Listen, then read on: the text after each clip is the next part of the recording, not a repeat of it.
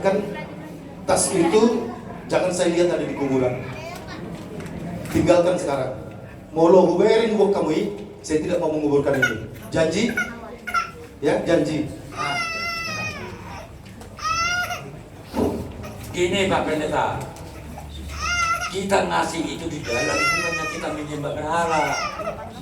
Sebentar dulu. Rokok yang dikasih itulah kenangan kemarin. Sebelum meninggalin ibu, dia ngomong anaknya mau sekolah ke Bogor. Mang, tolong tinggalin itu rokok sebungkus ya, seminggu juga habis ini.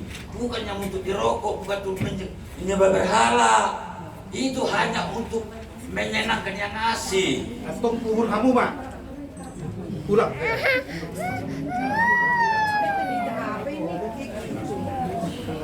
Mau keras-kerasan kita? Bukan.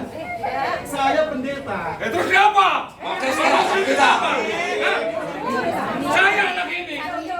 Kau pendeta kenapa memang? Itu pekerjaanmu. Saya pendeta dibilang, emang dia lebih hebat. Pendeta apa kau? Itu bapak saya. Kau pun bapak saya kau. Pendeta apa kau? Mati ikut kau.